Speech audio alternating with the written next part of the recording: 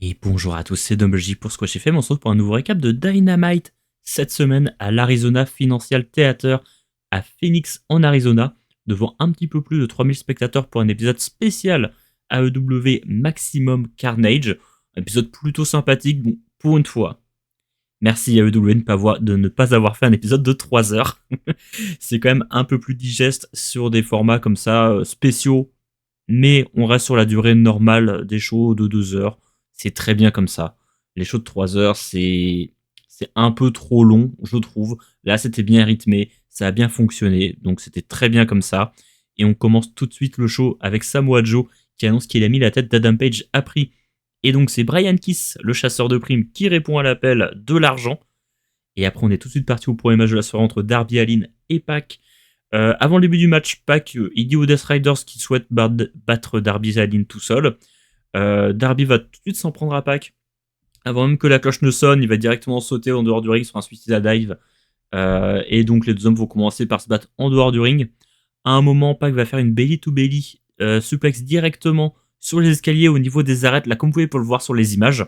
Là c'est l'image juste avant que Darby Allin n'atterrisse dos en premier sur les escaliers. À partir de là, Pac il va remettre Darby sur le ring pour démarrer le match et il va dominer Darby en le projetant salement dans tous les recoins du ring. Mais on a un Darby qui est plutôt combatif, qui refuse de perdre jusqu'à ce que Pac semble s'être fait mal à un moment à la cheville. Et donc Darby en profite pour aller prendre l'avantage.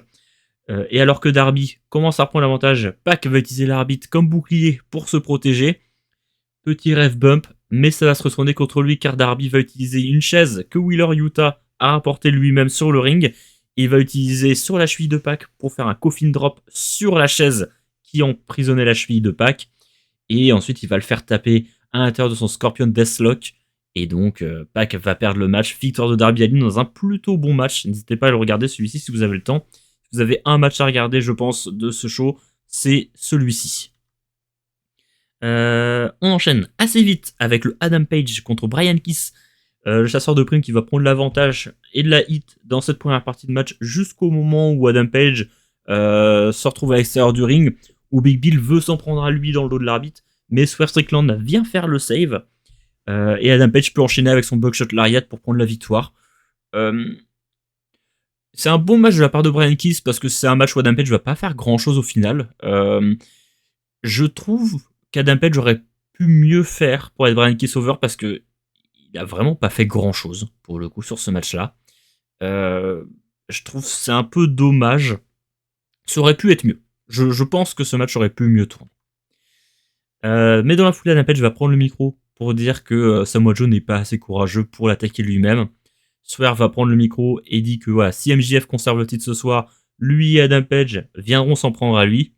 Mais ils sont interrompus par un theme song, celui de Kenny Omega, qui déclare voilà à nouveau que lui aussi, il est dans la course pour le titre mondial masculin. Il dit voilà, il comprend, il va devoir remporter quelques matchs avant d'avoir une chance pour le titre parce qu'il repart de zéro un petit peu. Et Adam Page lui répond que voilà, si leurs chemins se croisent sur la route du titre mondial, et ben que le meilleur gagne. Swerve il réagit pas trop à Kenny Omega, il avait l'air de vouloir partir en duo avec Adam Page, ce qui est un peu drôle. Les deux ont l'air de maintenant très bien s'entendre. Et du coup, la méfiance a l'air d'être dans les alentours de Kenny Omega aujourd'hui. C'est un peu drôle de voir comment ça tourne. Et alors que Adam Page et Swerve vont quitter le ring, c'est Don Callis qui vient se présenter face à Kenny Omega. Il dit qu'il est un fan de MJF et donc il pense qu'il va conserver le titre ce soir. Il propose un match de Kenny Omega contre Josh Alexander. Et le match sera accepté dans la foulée, donc pour la semaine prochaine. Le traducteur de MJF, Juan Cruz, vient et dit à Brody King de passer le message à Bandido de ne plus jamais s'en prendre à lui. Et Brody King lui répond bah c'est d'accord, il n'y a pas de souci, parce que maintenant c'est moi qui vais en prendre à toi, parce que d'ailleurs on a un match tous les deux. Et on enchaîne d'ailleurs avec Brody King qui traîne Jonathan Cruz jusqu'au ring. D'ailleurs c'est anciennement Serpentico, je l'ai appris entre temps, je savais pas que c'était Serpentico. Et ben pourquoi pas. C'est un nouveau rôle, c'est un petit repackaging pour lui. J'avais pas tilté que c'était la même personne avant. Mais donc, effectivement, il s'agit de anciennement Serpentico, aujourd'hui Jonathan Cruz. Nouveau rôle pour lui. Et bon, bah, il subit un squash de la part de Brody King qui vient vite à bout de son adversaire. Un petit enchaînement de squash là pour Brody King ces dernières semaines.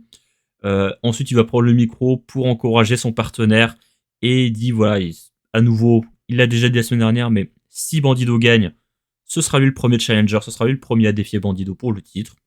Rien de nouveau. Et voilà, on garde Brody King un petit peu à l'écran, tant mieux, c'est un bon catcheur.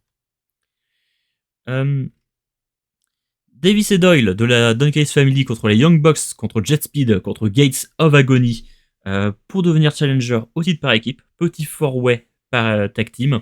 Un match assez dynamique que j'ai trouvé mieux que la semaine dernière, bon, déjà parce qu'il y avait un petit sens à ce match-là. On se bat pour obtenir un match pour les titres par équipe. C'était assez sympa à suivre, c'était très dynamique, il y avait un peu de spots dans tous les coins, c'était sympa à suivre. Jake Doyle a vraiment profité que tout le monde soit extérieur du ring pour powerbomber Mike Bailey sur tous les participants du match. Et c'est donc la Don Callis Family qui va prendre la victoire suite à un pile driver de Mike Davis sur Kevin Knight.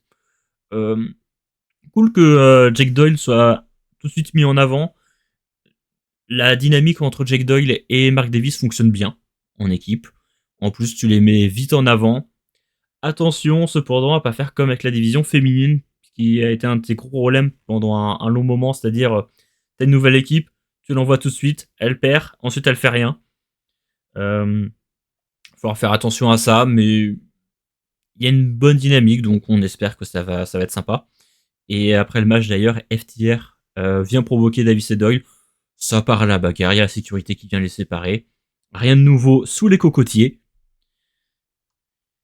Et backstage, on a Skyflight avec sa nouvelle membre, Zaida Steele, qui a rejoint All Elite il y a quelques semaines. Et donc elle va provoquer Marina Shafir pour collision, pour l'affronter. Bah écoute, bon courage. Et Dante Martin, lui, va également provoquer Josh Alexander et la Don Callis Family dans un sens plus global.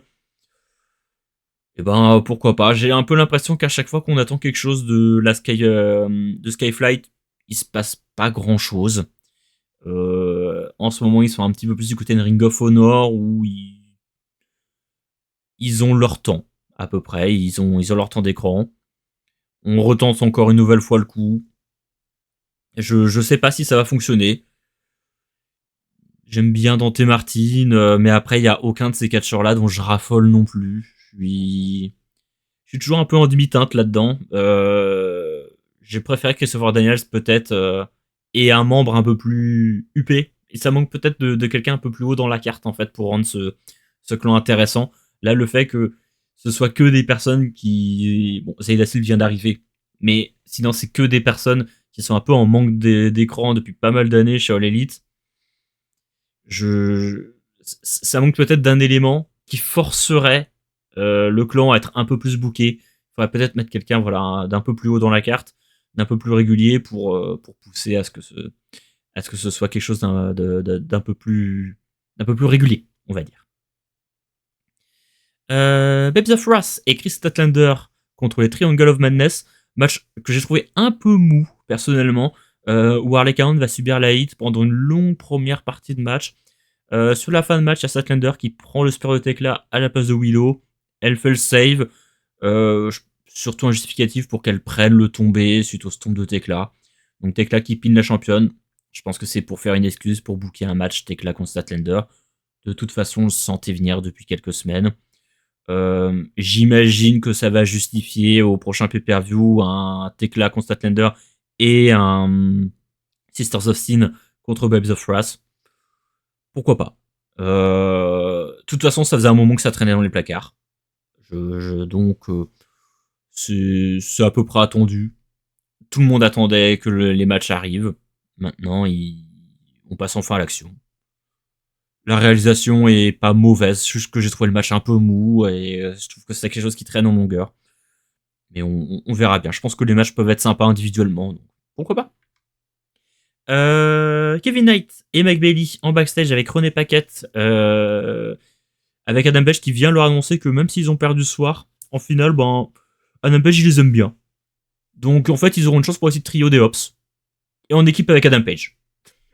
Donc voilà, à collision, Adam Page, Mike Bailey et Kevin Knight feront équipe pour affronter The Hops pour être trio. Je ne spoilerai pas la raison. On sait déjà le résultat du match de collision parce que ça a été enregistré au même moment. Si vous suivez l'actualité, vous vous doutez que ce match-là a probablement été un peu improvisé au dernier moment. Maintenant, je ne spoilerai pas plus dans ce récap exclusif à Dynamite. C'est pour ça que je ne parle pas des éléments outre, parce que si j'en parle, ça va spoiler ceux qui attendent Collision. Donc, je ne dis rien de plus que ça.